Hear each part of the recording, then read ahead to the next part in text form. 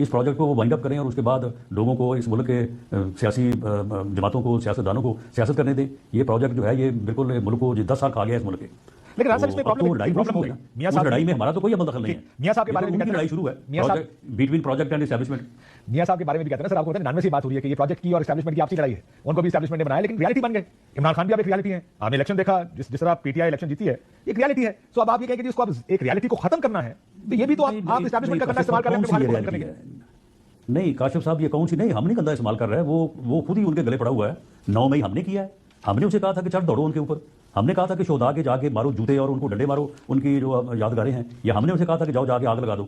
या कोई हमारा बंदा था वहां पे जाके उनके घरों में घुस के जो है वो लूटमार कर रहा था। ये किया सारा कुछ उसी ने है।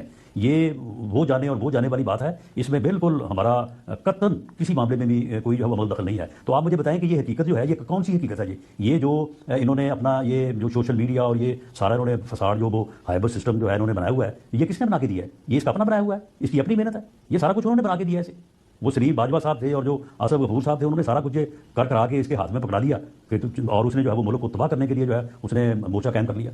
सर लेकिन ये तो एक सियासी इख्तिलाफ भी है। आई कैन अंडरस्टैंड एक पॉलिटिकल इख्तिलाफ है आपका, बट मैं फिर ये कहूंगा, आप I am sure as a politician खुद तो जानते हैं कि इमरान खान और तहरीक इंसाफ की रियलिटी बन चुकी है। बेशक जिसने मर्जी लॉन्च किया हो, जिसको भी लॉन्च किया हो, लेकिन कुछ हकीकतें होती है जिसको तस्लीम किए बगैर आप आगे नहीं कर सकते। अब एक रियलिटी, अगर आप ये कहें कि रियलिटी को, एक मकबूल रियलिटी को खत्म करना सियासत का मकसद बन जाएगा, तो उसका तो जमहूरियत को नुकसान होगा। चले काशिफ साहब, नहीं काशिफ साहब, यहीं पे वो रियलिटी है। क्या हम भी कुछ हैं या नहीं है, या हमारा कोई वजूद नहीं है पाकिस्तान? सर आपकी हुकूमत है ना, आपका वजूद बिल्कुल है।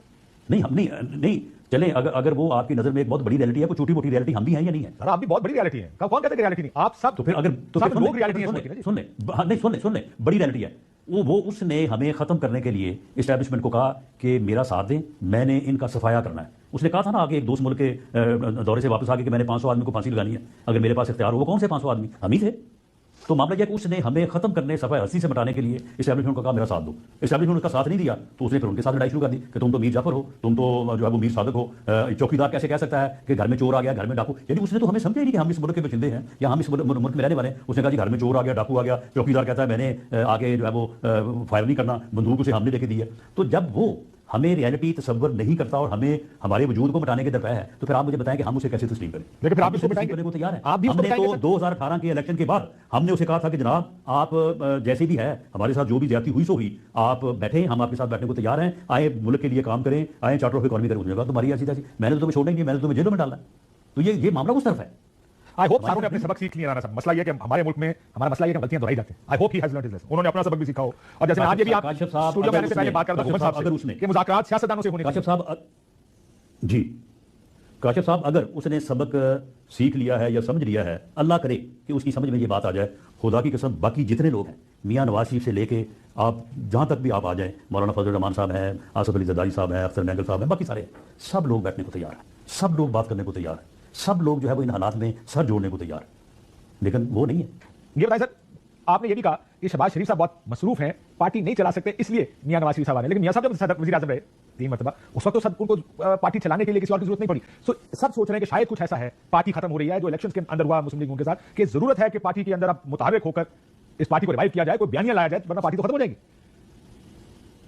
नहीं देखें, इसमें कोई ऐसा मामला नहीं होता। आदमी हुकूमती जिम्मेदारियों के साथ साथ जो है अगर वो चाहे तो पार्टी की जिम्मेदारी भी जो है वो निभाई जा सकती है। कोई ऐसा मामला नहीं है, क्योंकि गवर्नमेंट में, एक पोलिटिकल गवर्नमेंट में रह के भी तो आपने लोगों से तो मिलना होता है, पार्टी के लोगों से मिलना होता है। शहबाज साहब ये नहीं कर सकते सर? और इससे पहले नहीं, मामला ये, इसके साथ साथ मामला और है।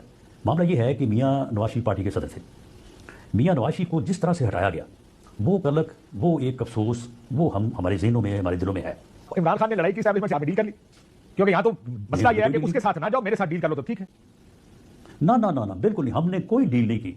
जाहिर है मरियम बीबी इतनी कमजोर है कि वो अपनी ट्रांसफर पोस्टिंग खुद नहीं कर पा रही। नहीं, कोई ऐसी बात नहीं है। तो एक जगह से नहीं, 3-4 जगह से लोग मुस्लिम लीग के कह रहे हैं कि ना चीफ सेक्रेटरी लगा पा रहे हैं, कोई ट्रांसफर पोस्टिंग भी नहीं हो रही हमसे।